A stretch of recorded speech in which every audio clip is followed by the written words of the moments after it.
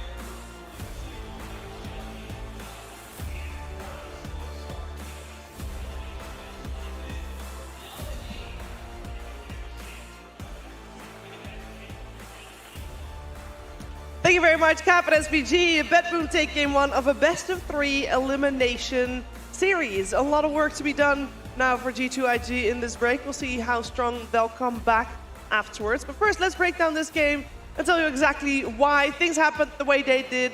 I'm joined by Kezu, Winter, and Effie. And Effie, this game, it felt so even for the longest time. It was almost a peaceful game.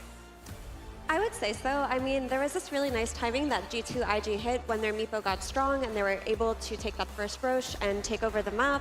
But because BetBoom had such a strong laning phase and they built that advantage in the laning phase, once this Meepo domination started, they had a means to fight back. They had net worth. They had means to just chill and farm and wait for that one really good pick-off on JT, which then snowballed them into taking that Aegis and eventually ending the game. I was a little surprised at how the early to mid game actually played out. I thought it would be a little reverse, where G2IG would be ahead in the early game, but I think they, as Mira mentioned already, their lanes didn't quite go as well as they would have wanted to. I don't think they really brought all the heroes mid either to shut down the GPK Storm, because this is the third time in a row this guy plays his hero. He's just doing phenomenal. He's doing everything for his team. Then G2IG did so well to come back in the game on the back of JT's Meepo, but then this Roche play, I think nothing to say, did a pretty big mistake trying to D-ward without buyback. And I think from there on out, it was really hard for them to, come back in this game. I mean, it was a silencer, X-Nova. He was trying to... What did I think? It's okay. Basically, somebody tried to D-ward the ward, but they didn't have buyback and they couldn't take the fight after that. But overall, you see how the Slala got countered. I feel like the Slala opening gave the Storm like a free lane, and maybe G2IG, they were trying to set up for a Meepo, or they always want the possibility of picking the Meepo, and maybe that was like in their mind a little too much tunnel visioning on that, and they had a lineup which I felt like didn't really work very well together with the Slada and the Meepo. Like Meepo, you want to have like a mid laner that has like some team fight, so that when you get your items and you get your timings, easier for you to fight, And I understand why he went for the Midas on the Slada this game. They had a really rough start, and he felt like we needed to play the long game, so the Midas kind of was the answer. Yeah, I like the point that Winter brought up. Or at the very least, if you don't have that team fighter on your mid laner, your lane has to go better, right? And he wasn't necessarily set up for success here. I mean, X-Nova did rotate once to the mid lane to get the kill on GPK, but unfortunately there was a counter rotation by Save, and Slardar died before he even got the XP or the gold, and that was just like the story of the game. I really felt like BetBoom played around their mid lane so well, and nothing to say, couldn't get off to the start that he needed to have to bring impact into that game. It was a first pick Storm, ninth pick Storm, but still, like the hero got picked.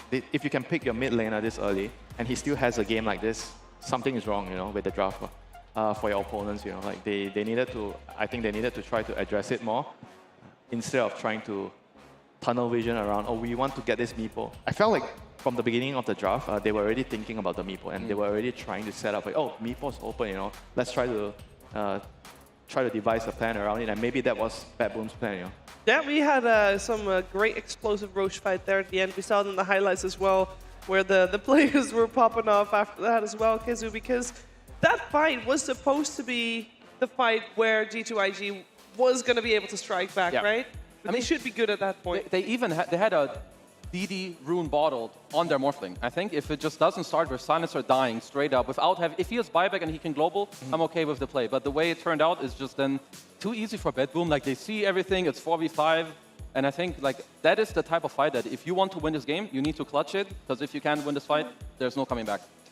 And not even that, I do have to bring up, this is exactly the same draft that BetBoom ran yesterday, with the exception of the Axe being a Magnus yesterday. So you know they're going to play these heroes. You know the style that they're going to play. You know how they're focused on the lanes. And maybe it's time to just target these heroes that they look so comfortable on. I think that potentially just taking out this GPK Storm could create a lot less issues for you in the draft in game 2. Or at least they have to try to pick a mid matchup that can pressure the Storm, something like a Lina or Queen of Pain. Whenever they go for this type of hero, make sure he pays in a lane.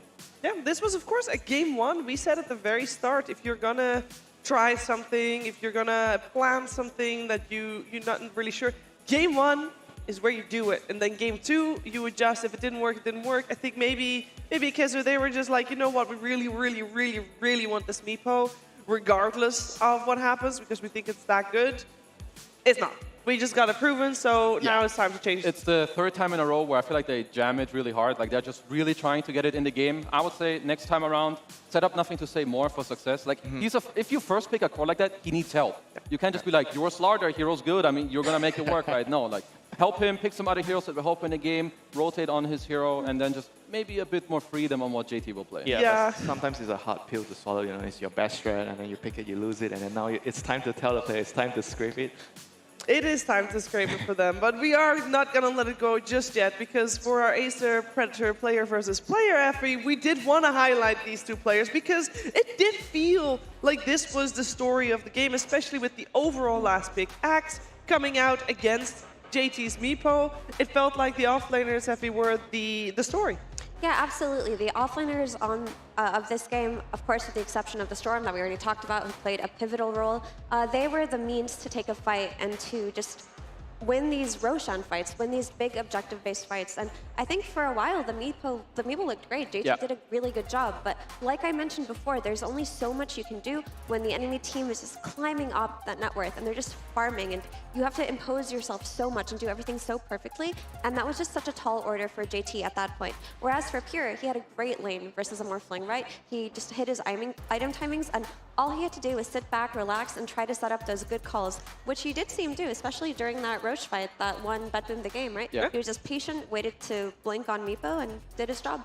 I feel like that just goes back to the point of you want to make Dota like easy for you. We saw JT do well, but I feel like he played nearly out of his mind to even end up with a score of 4-4-1, whereas Pure, as Mira's mentioning, 6-1-6, he's chilling, there's Ancient stacks, they're just farming, he's TB setting up his map, he has Dark Willow behind him, he has a Storm jumping in, like, he's just chilling, having fun, as he should, as JT. You play so well, you still lose it, it hurts. I mean, it's all in the draft, right? One team has a very more well-balanced lineup. You get more value out of every single hero, whereas G2IG's draft, they're all in on this Meepo silencer. Sure, you have a Morphling, but your Slada does not have a game, and they have to address it in the next one. Yeah, there's a lot to be learned about a game like that, but I think maybe what is the lesson here, Winter, as you mentioned just now, is the best lesson just put everything behind you, go next, clean slate? Yeah. If they are going for like a flex pick like Slada, Magnus, or their Primal, they have to make sure that it's not all about setting up for the Meepo pick, If it's a good pick for Meepo and they leave it in, yes, go ahead, but try not to tunnel vision. Yeah, that being said though, Kazu, we said earlier at the start of the series, we said Bedboom was really good at laning stage. That's where they get their strength from. Why was it so even during the laning stage? Because that wasn't then, not part of the plan for Bedboom, maybe.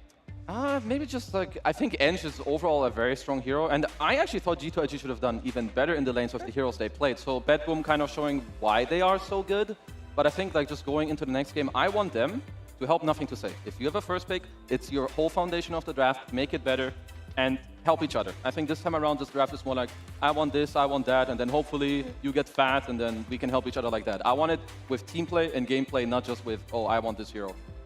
Also, this Toronto-Tokyo Phoenix is generally very deceptively good at securing his carries farm. Even if you're playing against Enchantress, Phoenix is one of the heroes that can fight back versus Enchantress on lane. Fire Spirits is an excellent tool. And you're thinking about Meepo, who wants to trade with Terrorblade. He's also having his attack speed slowed by these Fire Spirits. So that lane went way better, probably, than G2IG expected for that safe lane to go.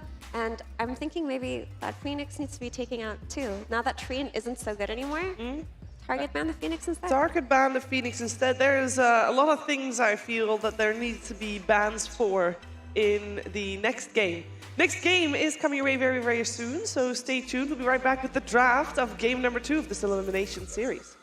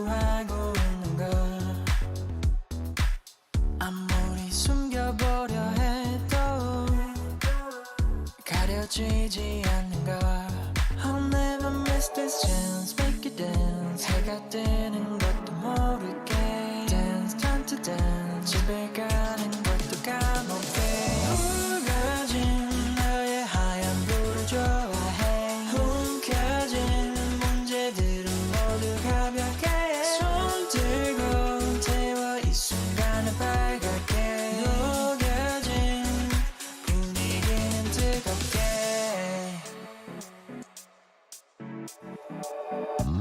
아무리 어렵다고 해도 시작하면 되는 걸 처음이 어색하다 해도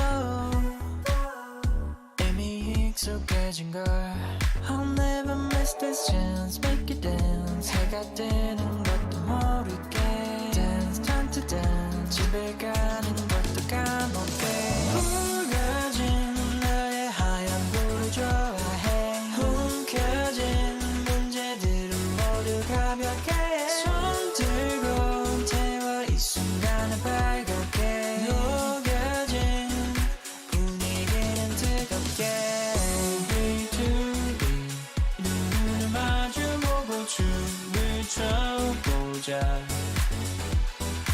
우리 둘이 두 눈을 마주보고 춤을 춰보자 I'll never miss this chance Make it dance 해가 뜨는 것도 모르게 Dance time to dance 집에 가는 것도 까먹게 우거진 너의 하얀 불을 좋아해 움켜진 문제들은 모두 가볍게 손 들고 태워 이 순간을 빨갛게 녹여진 분위기는 뜨겁게 우리 둘이 두 눈을 마주보고 춤을 춰보자 우리 둘이 두 눈을 마주보고 춤을 춰보자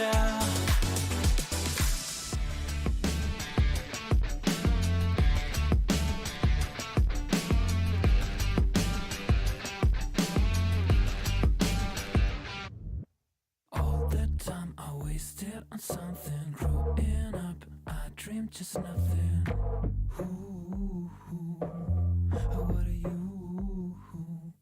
People talk loud, I get what they're telling me I fucked up, but I didn't give a fit Ooh, what did you? Hey, I gotta say something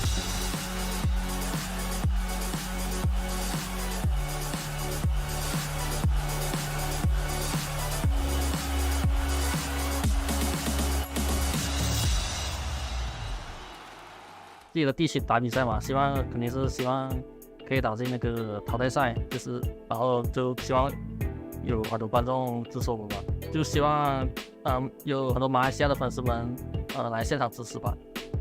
I guess the fans are on my side, and I also think they are cheering for any teams, like they just enjoy the game. So yeah.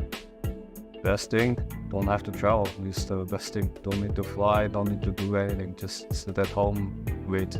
We were boot camping in Malaysia, so I don't need to do anything. For sure, like Malaysia is like famous for food, right? It's definitely one of the better ones in Southeast Asia. Can't really say for now because it's been a long time since I've been to a land, so I have no idea. Maybe when the girls start cheering, I would feel like pressured, but for now I'm good. 就是如果在这里获胜的话，就是肯定会很开心吧，然后为整个团队都感到很开心。They will be definitely very happy if they can at least win the next game and force out that third game, am I right? G2IG versus Bedroom, game number 2, elimination on the line, and also top 4 on the line here at ESL 1 Kuala Lumpur 2023. And let's see what they got, because we do have a draft coming your way, and we do want to see some changes, some things to be addressed, and hopefully a little bit of a better start for our teams here. And to be honest, I may be a little biased as well here. Effie, I would like to see, first of all, game 3. Second of all, a home team making it far. I mean, that's the most exciting thing when you're at a LAN. You just hear the crowd cheering for their home team, for their favorite players. The energy is electric, so it would absolutely be a shame if we didn't get that today. However, I do believe in G2IG's ability to bounce back. They showed us a very dominant performance during the group stage, and I know they have different strategies. Nice. Kezu, you're done. You're a Bad Boom team, you know, you're alone there now. No. I'm with G2IG on this one. Bad Boom get their Storm again. Okay, so they must have a plan. Dota starts in the lanes, but also right now, the 3-man ball that you can create with your mid hero and the 2 supports is so important because you want to make space for your offlaner and your carry to just farm. So I hope that G2IG, I want nuclear answers. Okay, so Puck +1 would have been my go-to. That's banned. DK +1, banned out. They need to look for stuff where you can link together and stop this GPK Storm. He is doing too much for his team. He's setting them up. They need to address this or I will at least not be happy with the draft.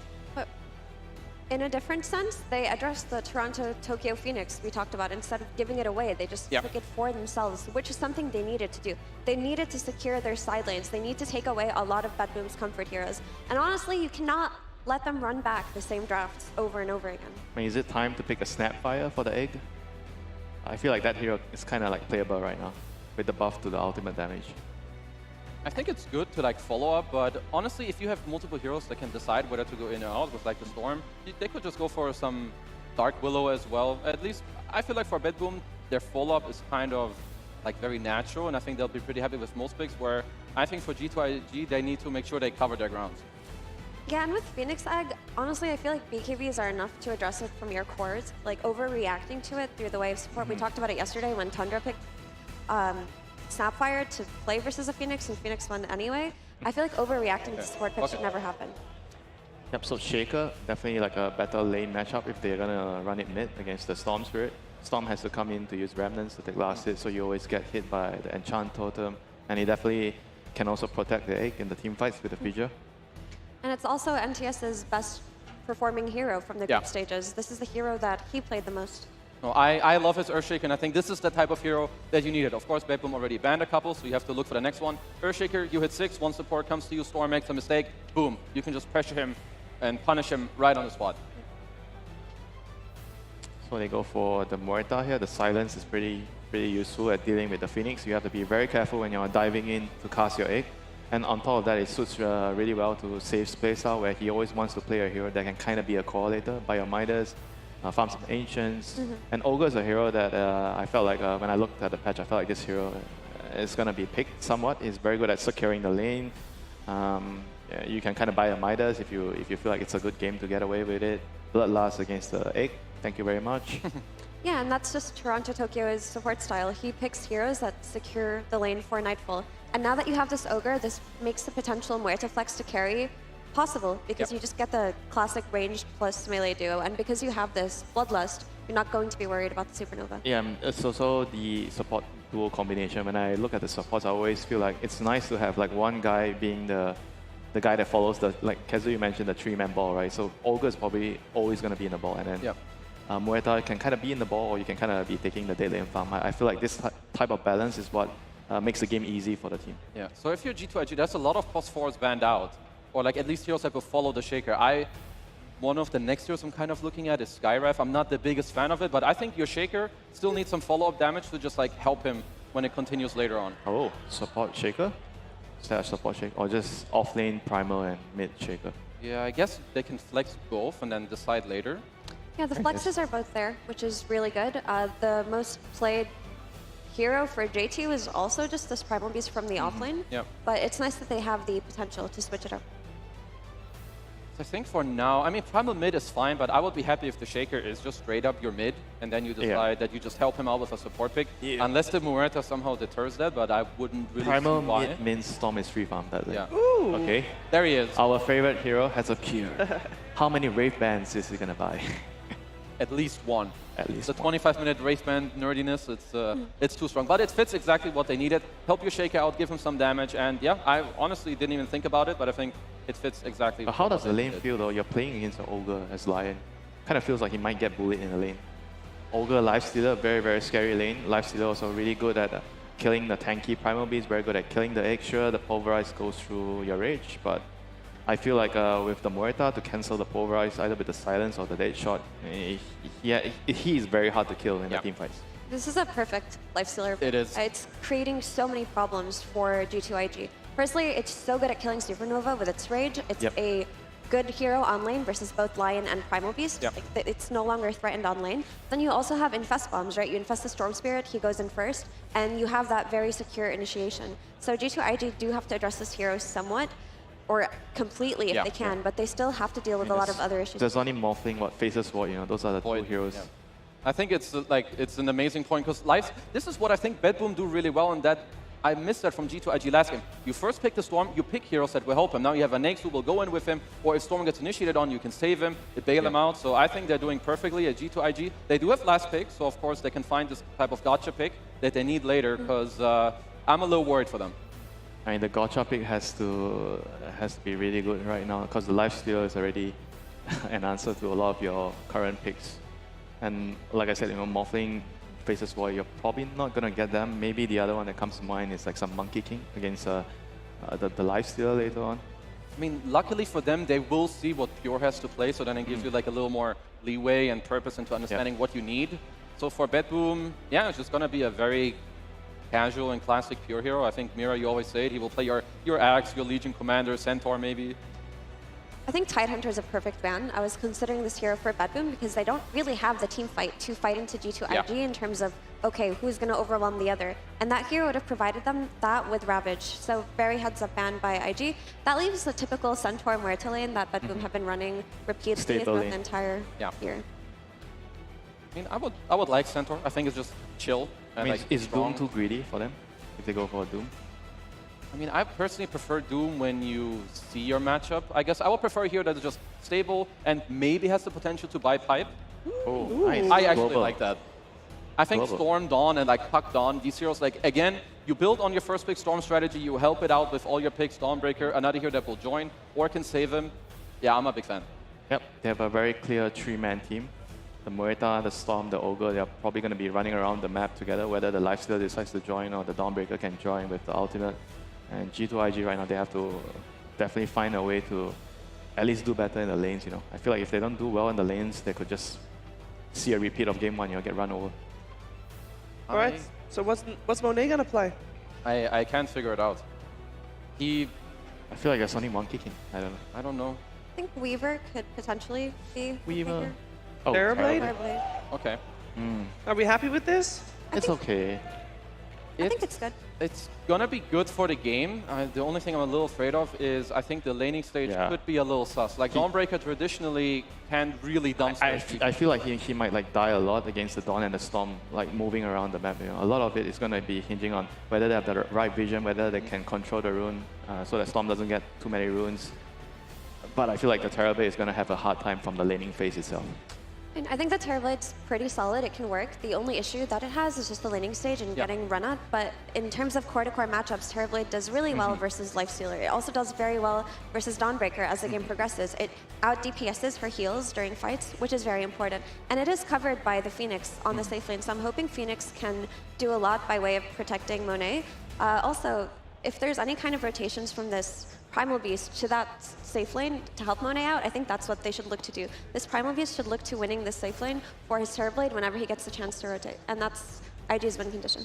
Yep, that's a very good point. Like if the Terrorblade does not have a good game, it's going to be very hard for them to win, so they have to play for the Terrorblade. The last game they had to play for the Meepo, this time they had to play for Monet. A lot of pressure. Then. Yeah, I think it's important that it doesn't go too wrong in the safe lane. Allow Monet to like maybe jungle, help him in the lane, play through nothing to say, and then just get through like the first 15-20 minutes. Because G2IG, I want them to do it. I think they can. Yeah, I think we all want them to do it. I think everybody here in the crowd wants them to do it as well. It just seems like Bedboom might have the key to solving the puzzle, but we're going to find out how the game is going to play itself out and keep our eyes on that early game for G2IG together with the commentary team of Cap and SVG.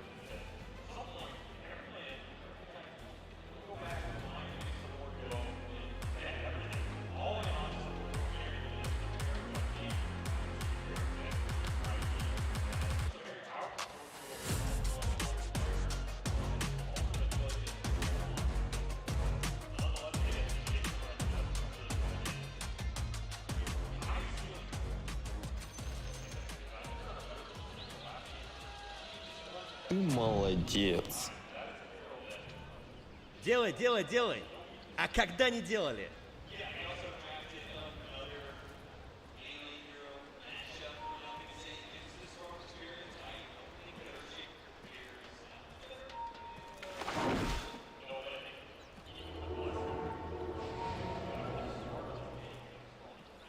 Thirty seconds to battle.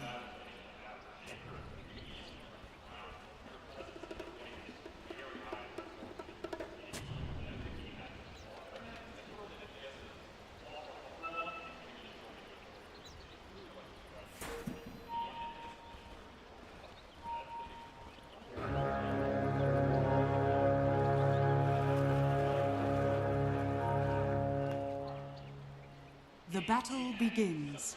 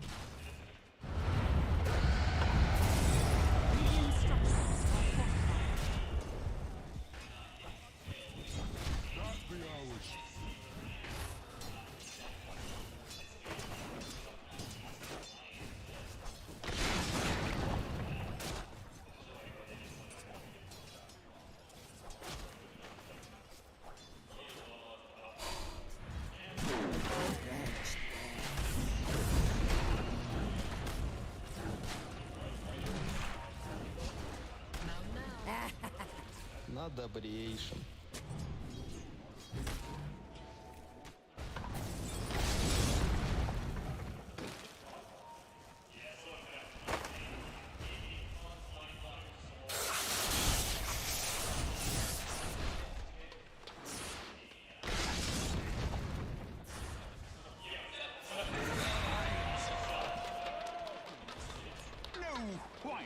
Now.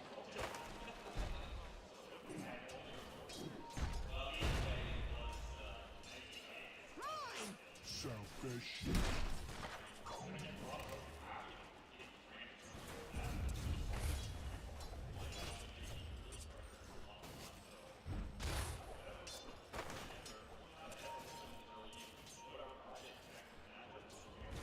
Denied.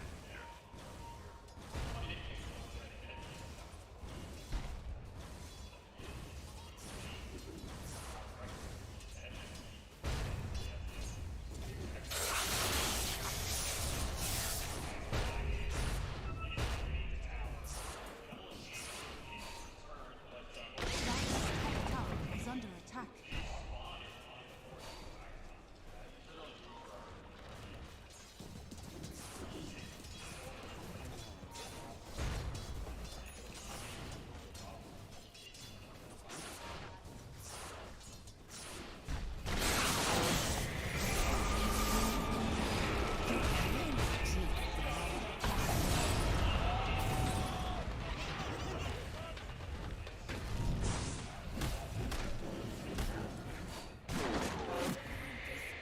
На добрейшем.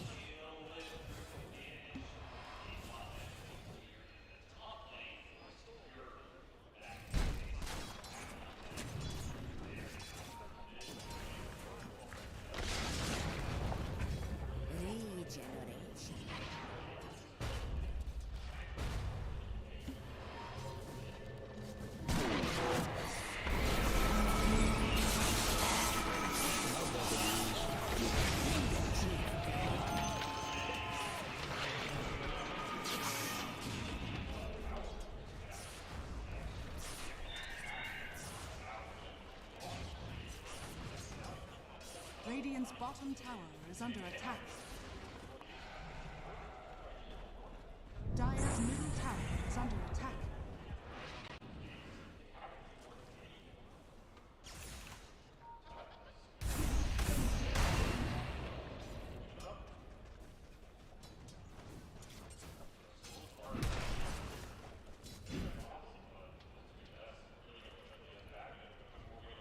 Dire are scanning.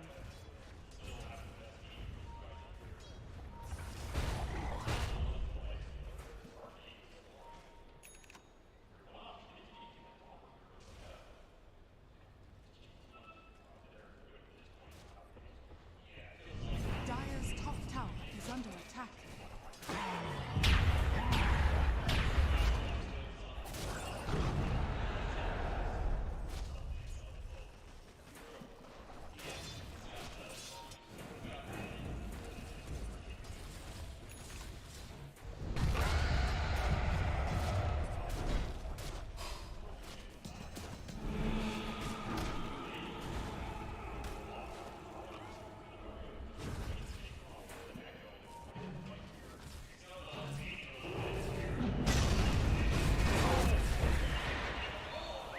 На добрейшем.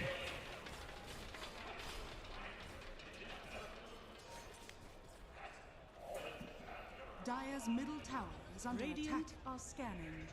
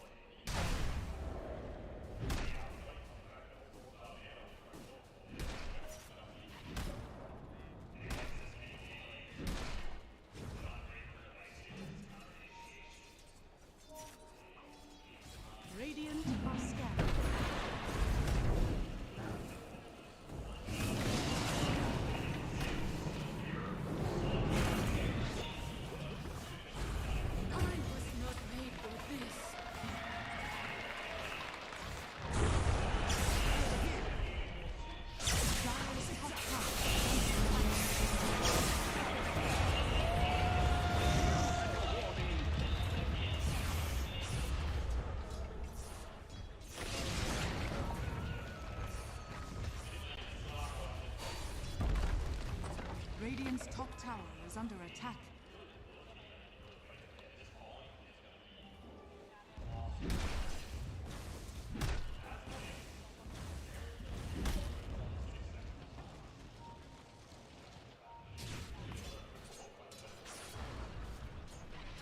Denied!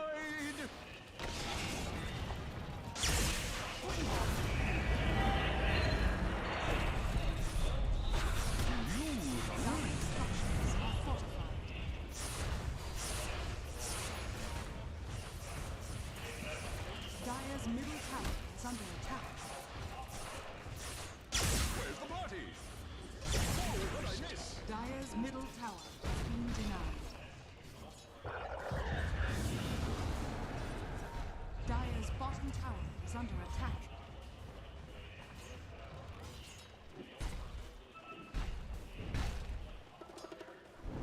Dire's bottom tower is under attack.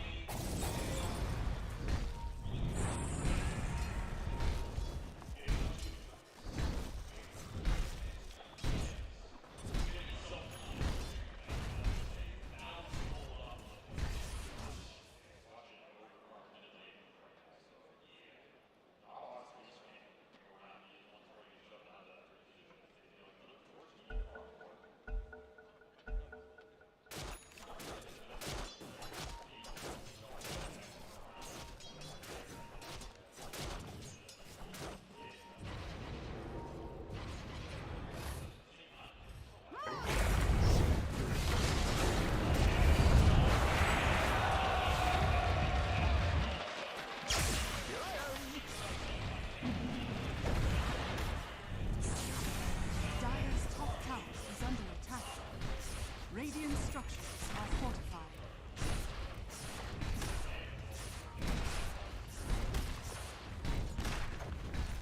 Radiant's bottom tower is under attack. Dire's top tower is under attack. Radiant's bottom tower is falling. This was inevitable. Dire's top tower has fallen.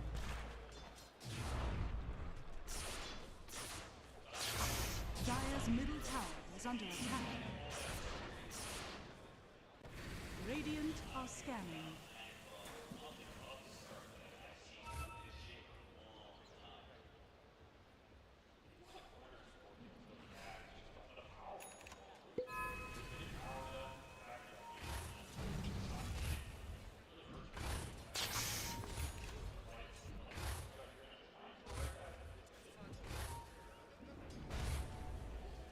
Dire's top tower is under attack.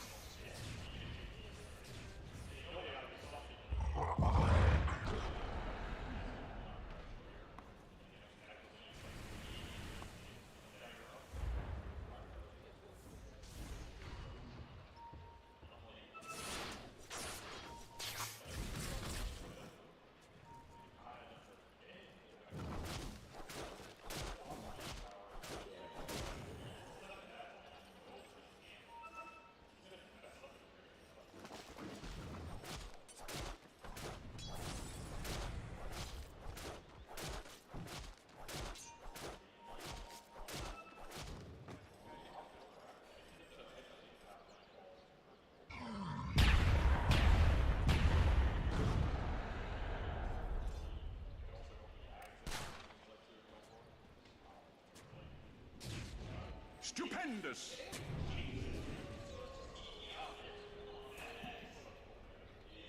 Ah.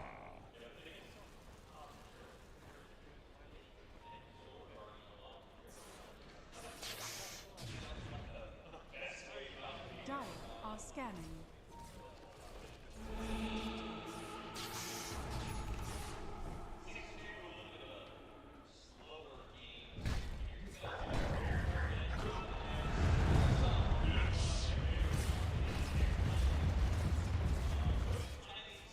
Dire are scanning.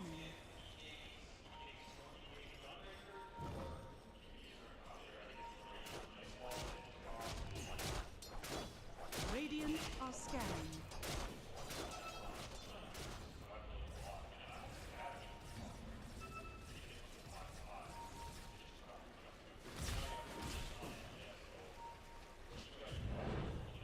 Radiant's middle tower is under attack.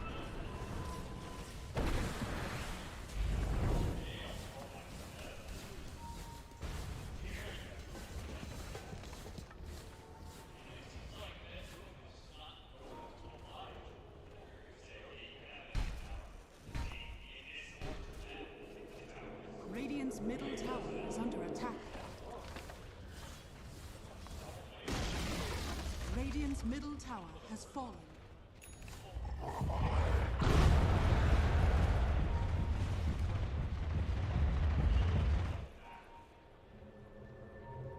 Dire's bottom tower is under attack.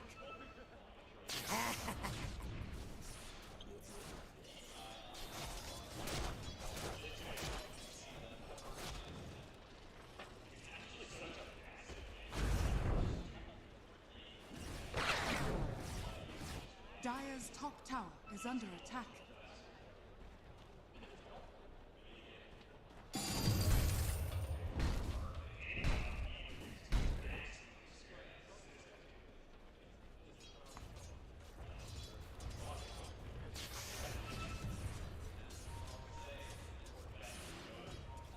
Dire's top tower is under attack. Radiant's bottom tower is under attack.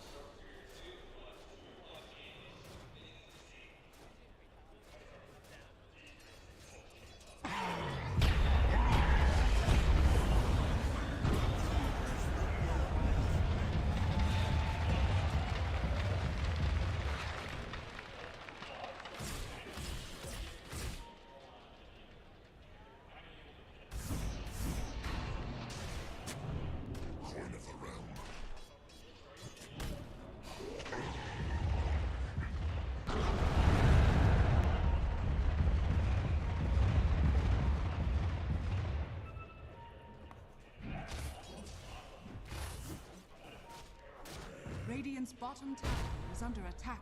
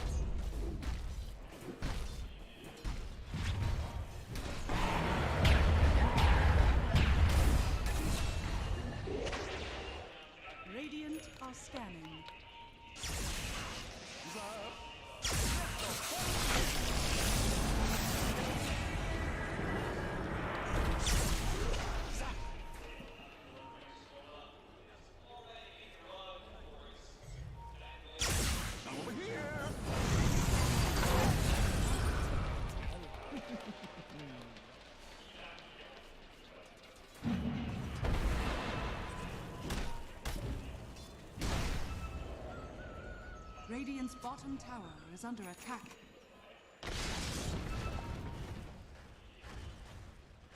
Dire's top tower is under attack.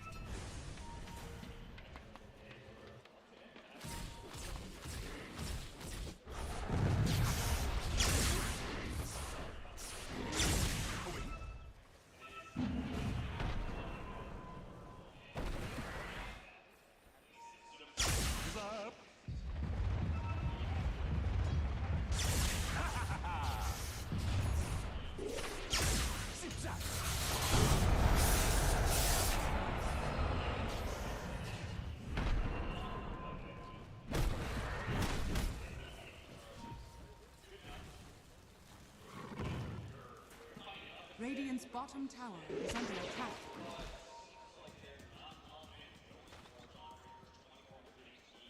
Radiant structures are fortified. Radiant's bottom tower is under attack. Dire are scanning.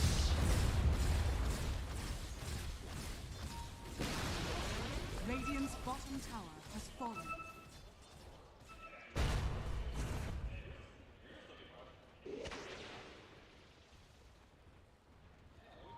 Dire's top tower is under attack. Dire's structures are fortified.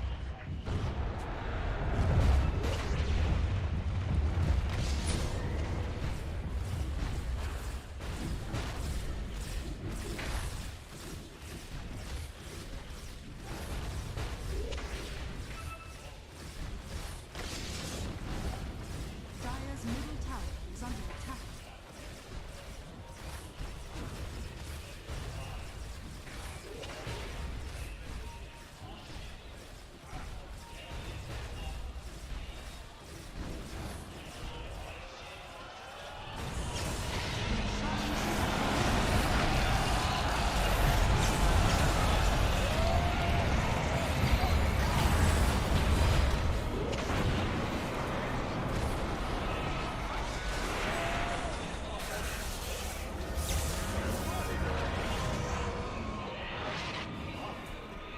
Radiant's courier has been killed.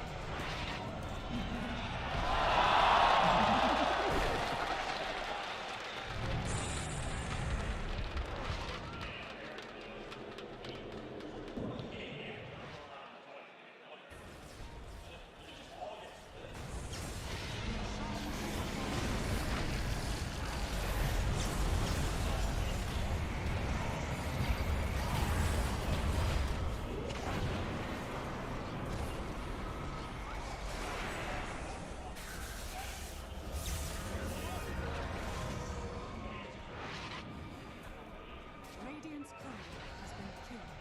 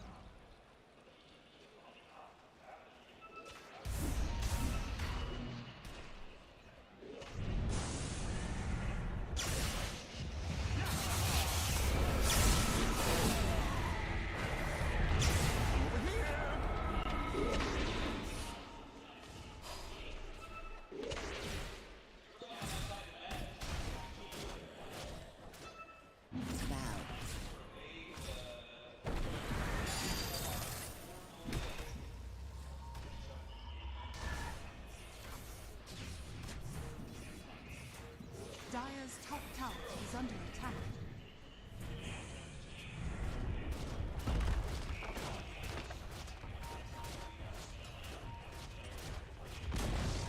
Dire's top tower has fallen.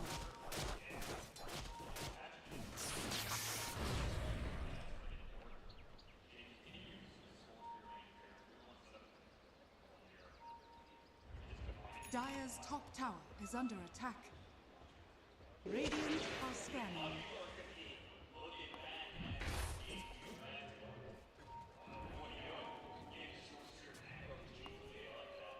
Radiant's middle tower is under attack.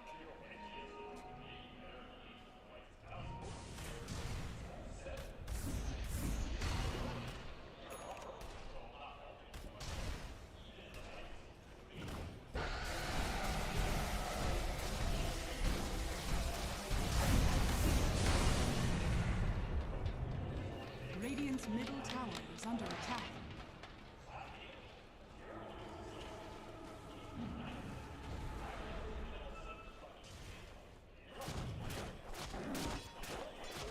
Double damage.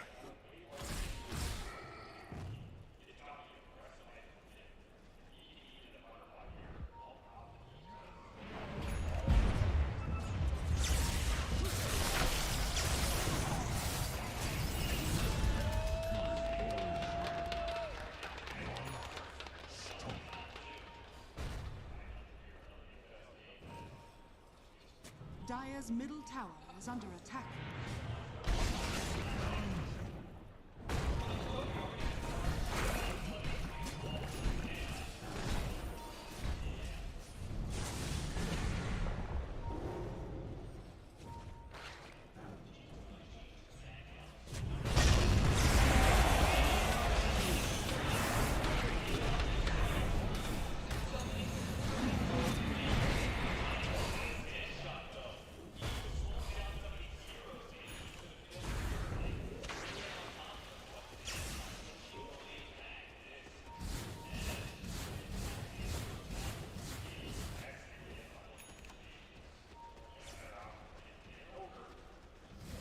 Radiant's middle tower is under attack. Radiant structures are fortified.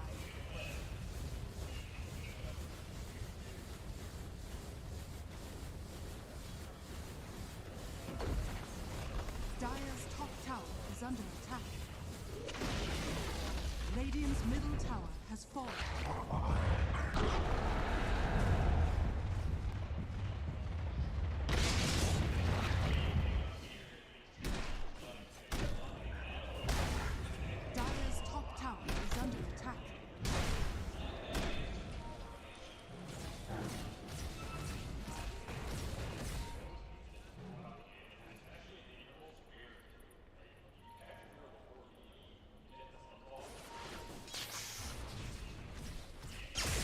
Whoa, what'd I miss?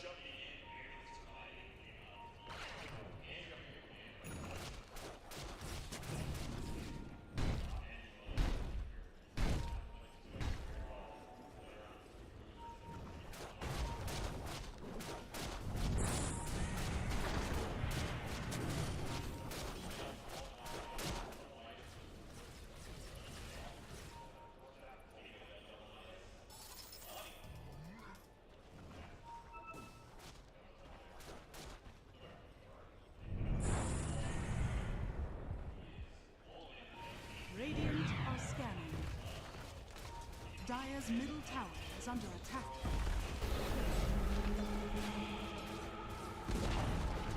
Dire's middle tower has fallen.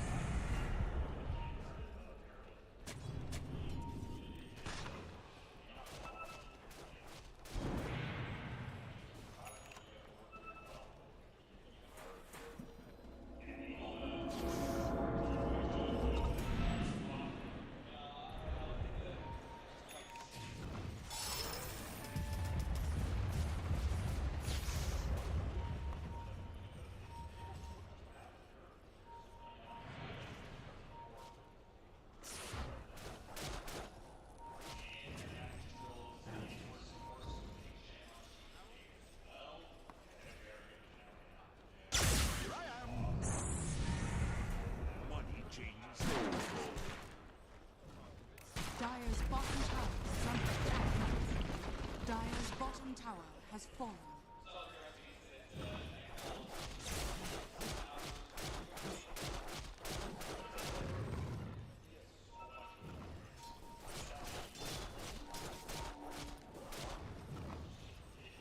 Dire's bottom tower is under attack. Radiant's top tower is under attack. Dire's structures are fortified. Radiant's top tower has fallen. Radiant's top tower is under attack.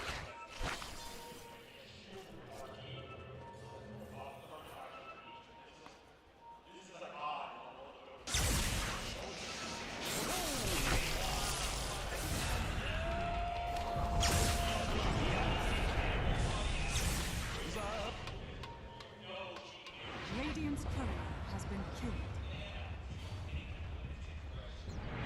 Radiant's top tower is under attack.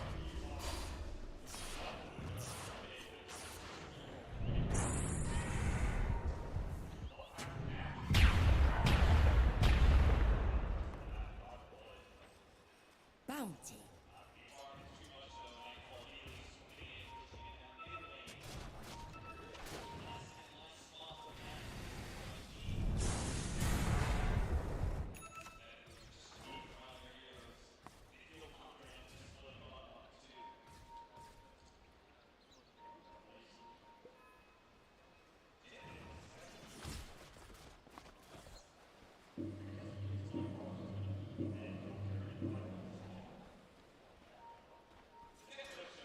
Radiant are scanning.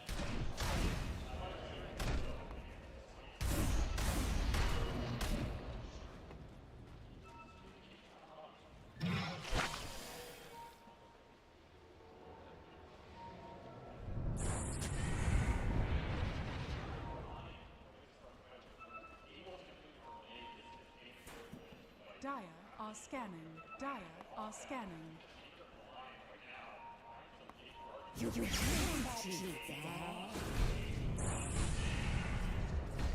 Radiant's middle tower is under attack.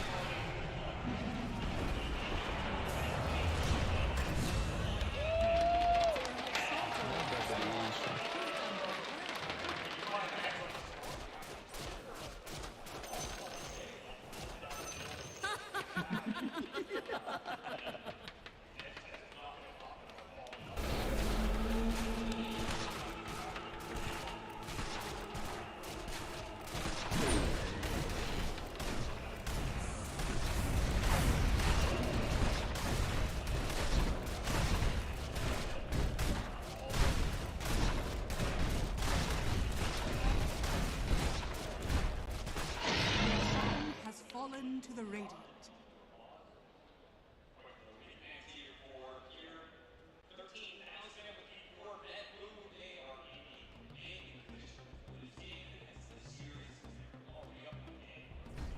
Radiant's middle tower is under attack.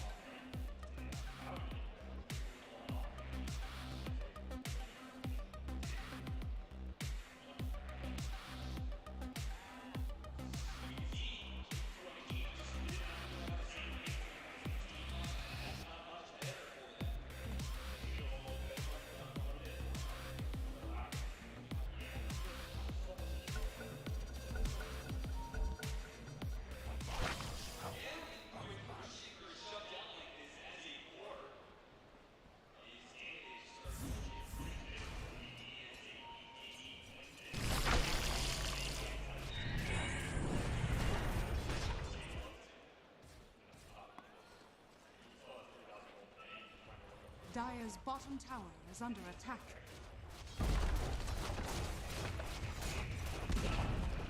Dire's bottom tower has fallen.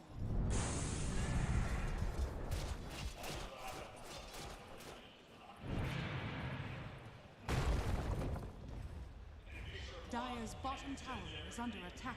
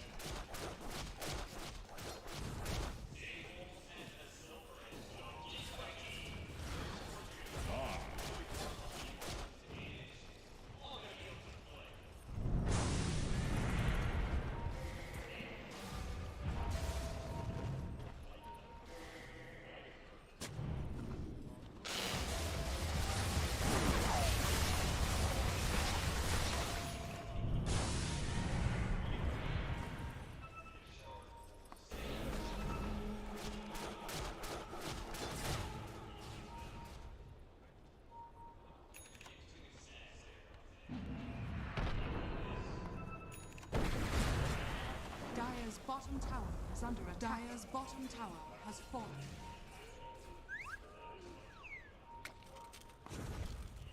Dire's bottom barracks are under attack.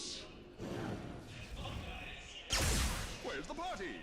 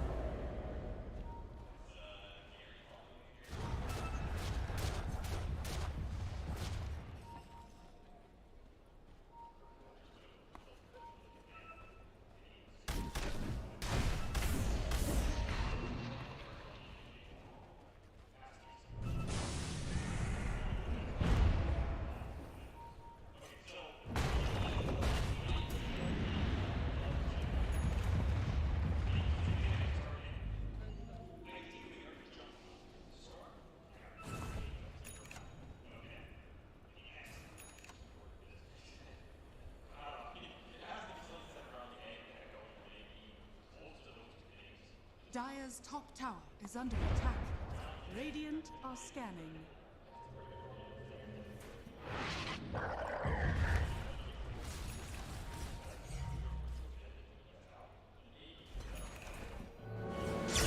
Over here now. Over here now.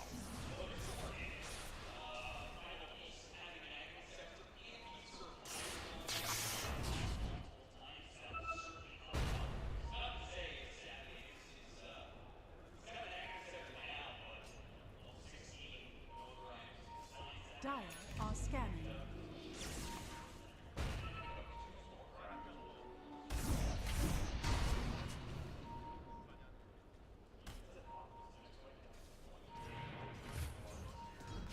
You can't keep that.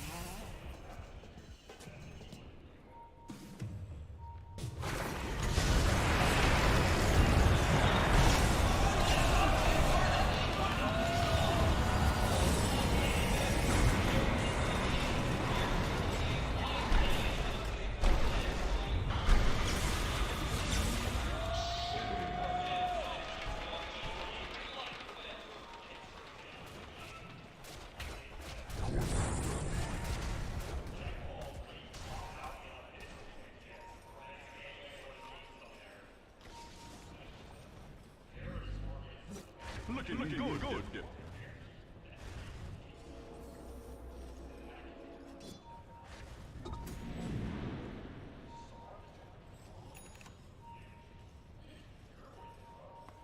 Radiant are scanning.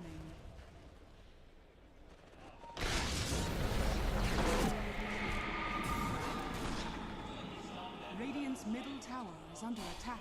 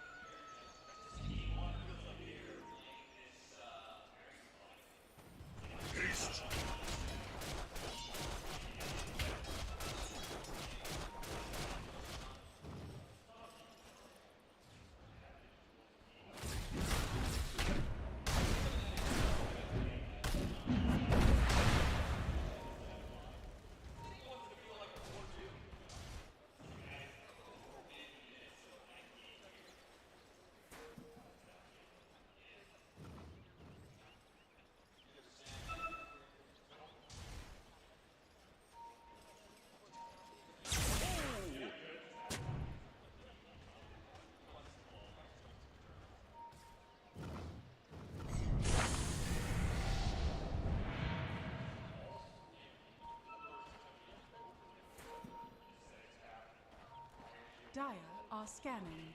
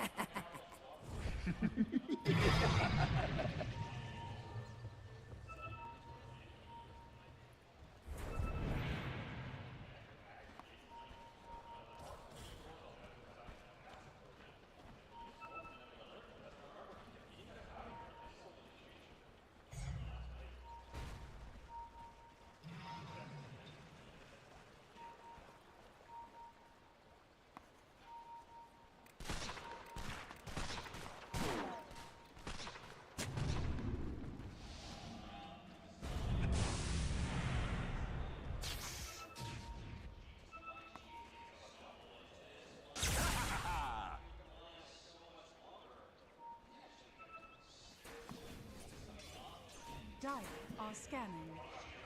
Whoa, what'd I miss?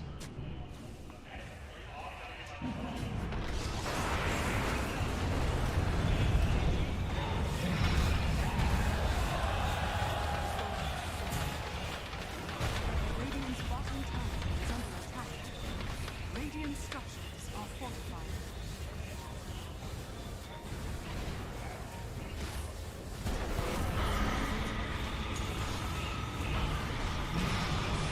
Radiant's bottom tower is You falling. guys, Chief Dad.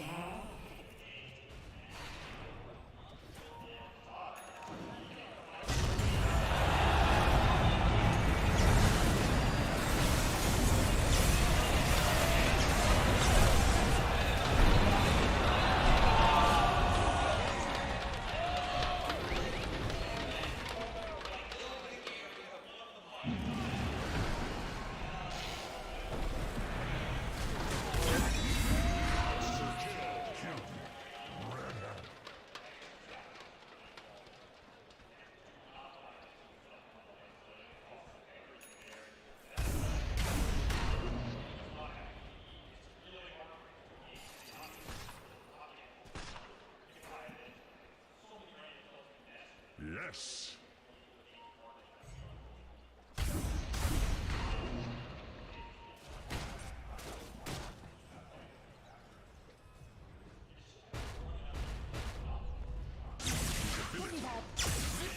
Dire's bottom tower.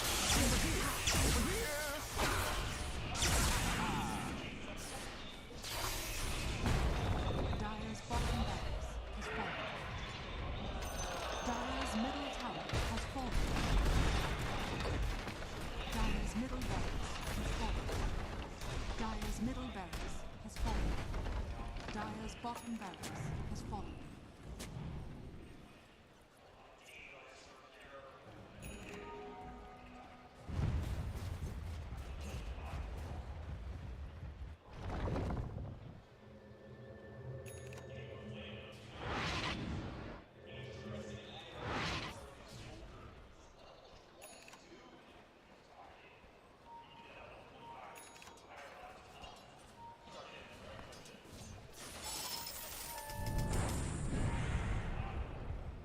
Radiant are scanning.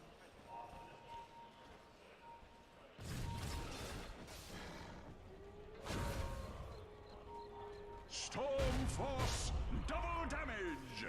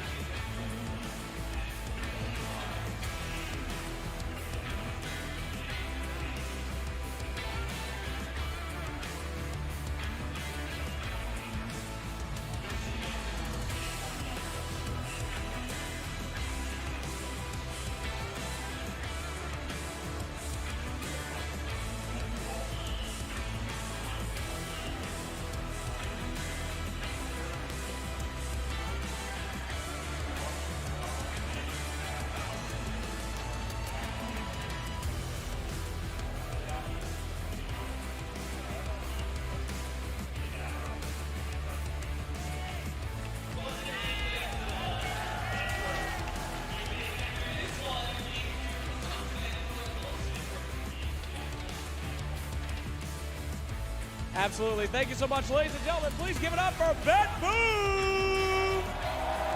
One more time. That's a lot of fans out there in the crowd for you, my man, especially in the hometown here. How's it feel to have everybody waving their signs out? I can feel the support, like people cheering for me and like screaming Nightfall, so it feels great to win. Oh, fantastic. Can we get one right now? Nightfall, Nightfall, Nightfall, Nightfall, Nightfall! So what's up with you guys? How come in the group stage you guys are trading 1-1-1-1, but now 100% win rate on the new patch? Why are you guys able to do this and no one else seems to be able to? I think patch didn't really change gameplay that much, and I think we were just trash in groups, and we just made some good conclusions and playing a little bit better in the playoffs. I can tell for sure, absolutely. What's up with your boy Toronto? Talking, XDing in the all game. You guys allow this? You just let him get away with that? What's the punishment? I mean, we can't really punish him since he's TI winner, but he thinks he carried game on Ogre, so let the boy be proud of himself. Let the delusions continue, absolutely. Well, thank you so much for an incredible game. It was so fantastic to watch you. And you'd be delusional to think that we won't be seeing these guys many more times on the stage for winners interviews. So thank you very much, sir. Back to you guys. Thank you very much, Nightfall and Sir Actions Flags. And yeah, Toronto Tokyo definitely thought he was carrying on that Ogre. The whole team, though, coming together, Bet Boom moving forward. There is a lot to talk about from a game like that. Mostly, though, Kezu, there's a lot to talk about from the dominance that we saw coming out of Bet Boom today. Yeah, I feel like starting from the draft, I love what they're doing. This first pick Storm, they put all these other pieces with it to make it work. Then in the game, just nice moves, buying the right items, you know, 4 steps to bail people out when they're 100 HP. Just overall, playing good, playing better. I feel like they've had a huge improvement alone in this tournament already. Yeah, I mean, they're also playing incredibly greedily and still winning the early game. That's a very impressive feat to accomplish. But they keep doing these double Midas supports and getting away with it. They keep doing this first pick Storm and getting away with it. It just feels like they found their recipe, and they're in a position where they learned from their losses in the group stages, which could have been wins, right? They drew every game in group stage, but everyone that you look at, that could have been a win had they tweaked 1 or 2 things. So it feels like Bet Boom are on the right track right now. Yeah, I mean, it's a recipe for success right now. Like having good lanes and also prioritizing scaling. Like the double Midas, like you mentioned, on the 2 supports. I think at one point, the lead of Bet Boom was basically on the 2 supports. And the other 2 supports from G2IG, they were just really poor, you know, having this Lion and Phoenix, you know. Those 2 heroes kind of don't work so well together, in my opinion. In the early game, they both want to farm, they both want to get their items, and compared to the Muerta and Ogre, which they were really, really aggressive from early on, and they got, what, 2 kills, back-to-back kills on the Shaker, which kind of break the game for G2IG. Yeah, I think this game also, we have to address the elephant in the room, or oh, not really the elephant, the storm in the room, Kezu, because 2 games in a row, Bet Boom picks it first. Obviously, at one point, they didn't have first pick, but they still picked it first for their squad.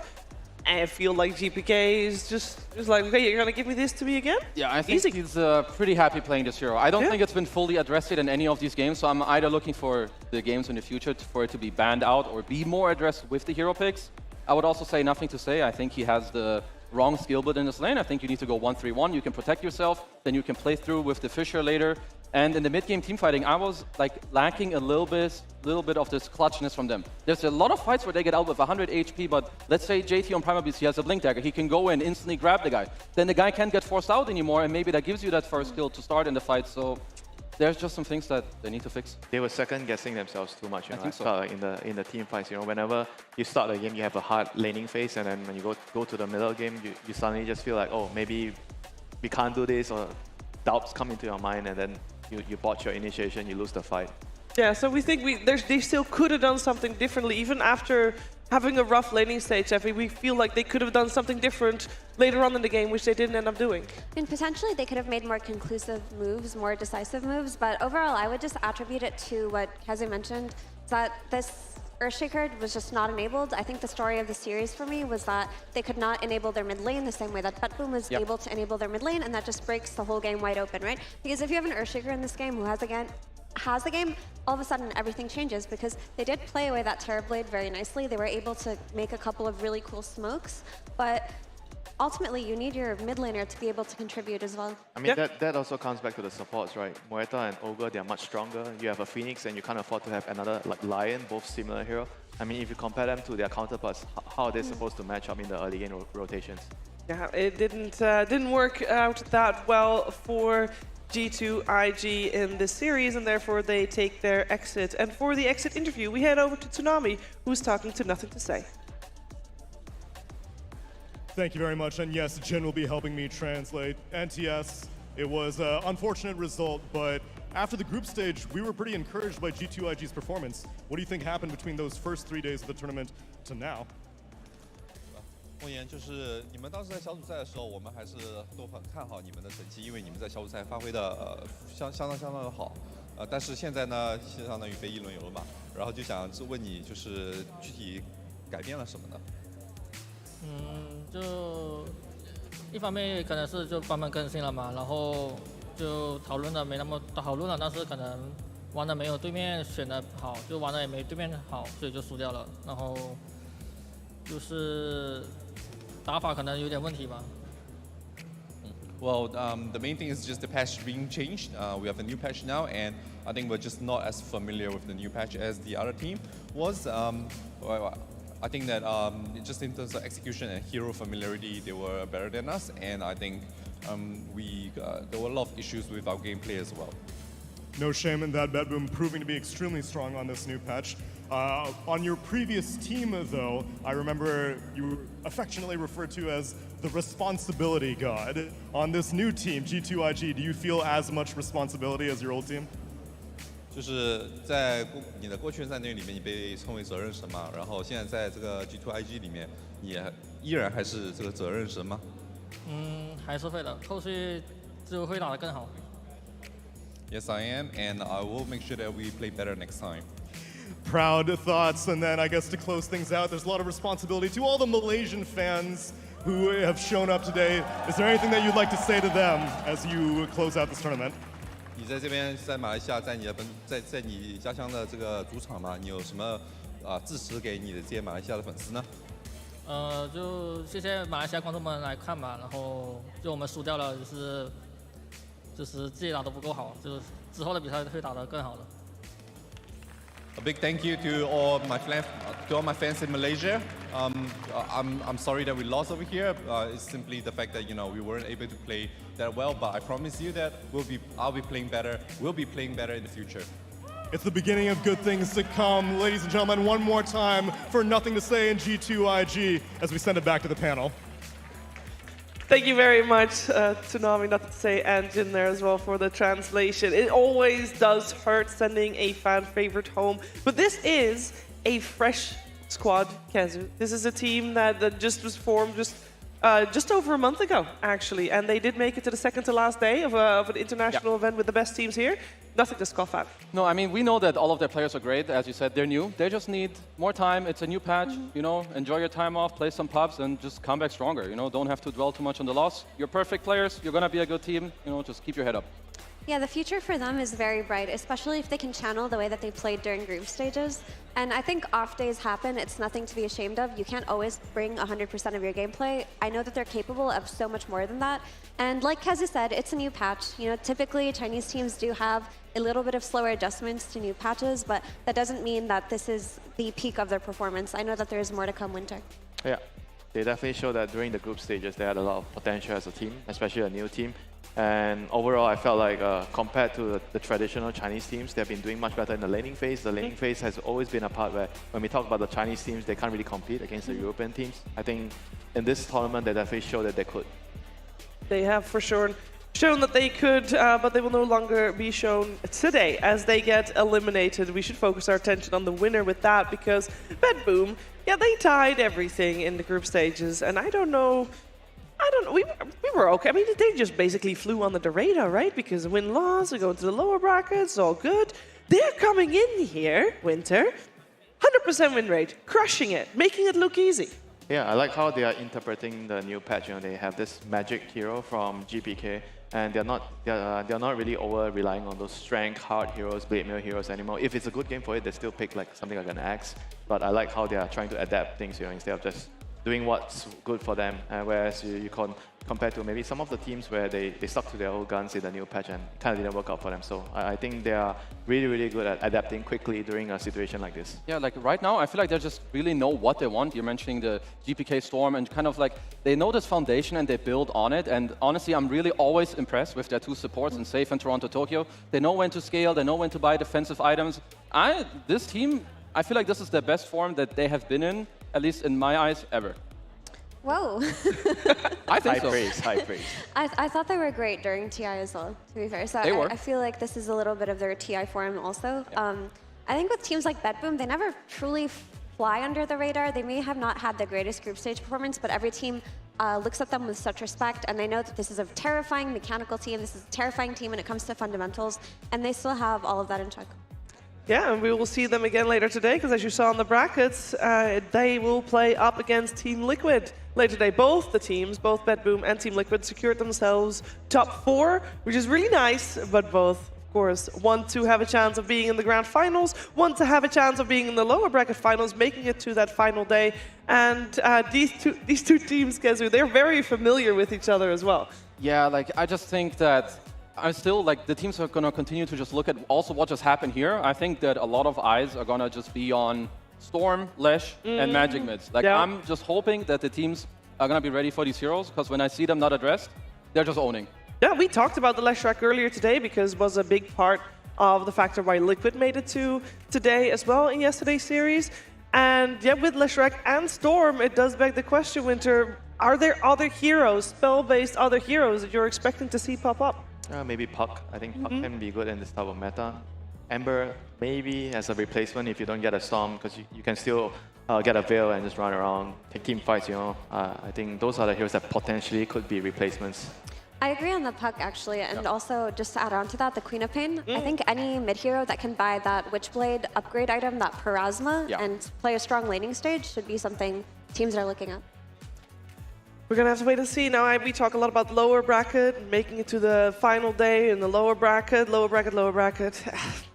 We don't want the losers, we want the winners. That's right. Now, the next Dota that will be shown in the stream is the upper bracket finals. That's right, Azure Ray Gaming Gladiators. Incredible hype there.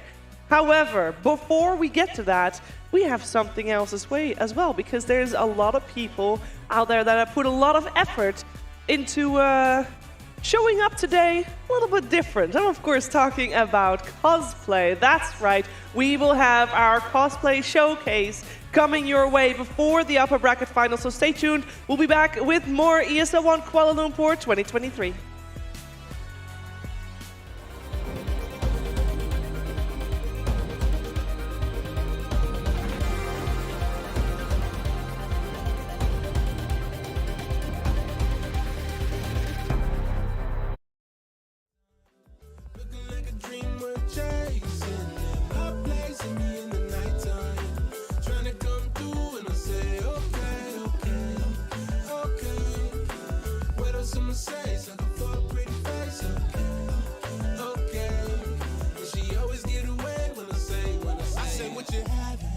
What you got, I say what you need. She say what you want, I say what you on. She just say a lie. She could have the whole world on a string in a pocket. Stage dive with it in a mosh pit.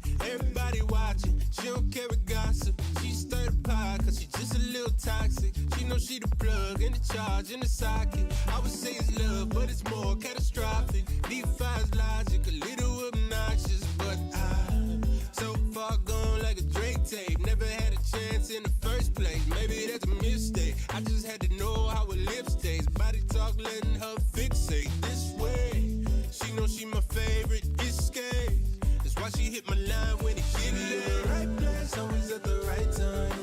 Looking like a dream worth chasing. My place and me in the nighttime. Trying to come through and I say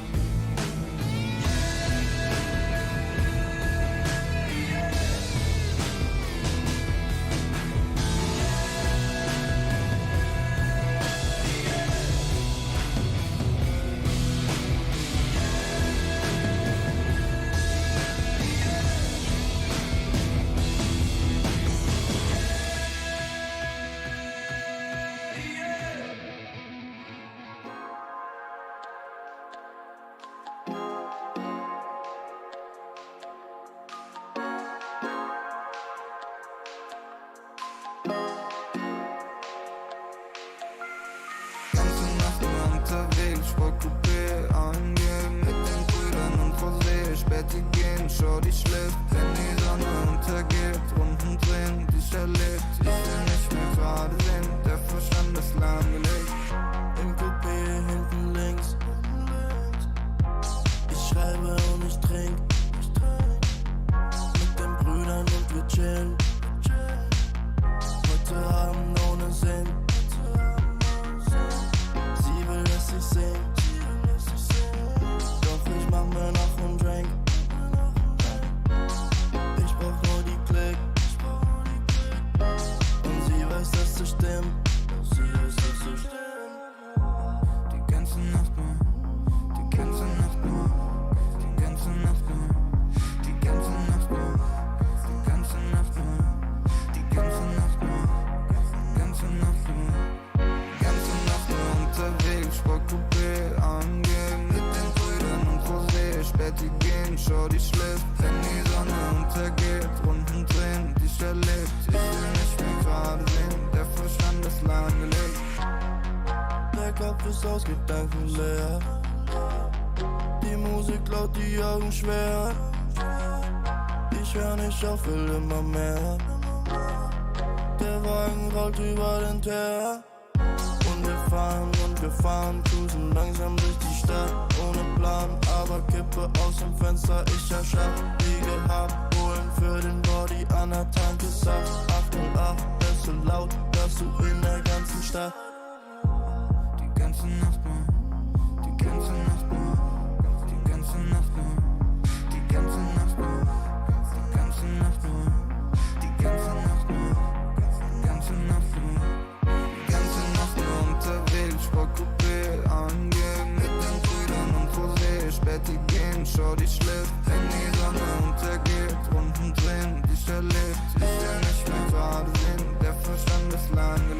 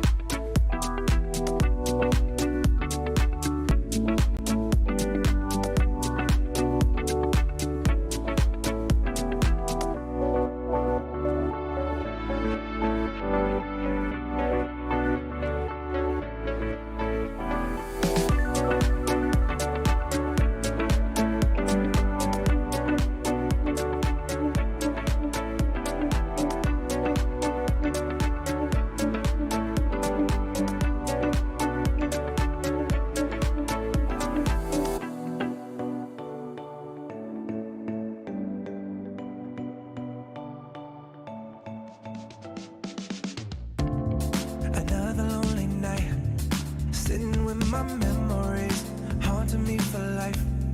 You told me if I just believe, it'll be alright.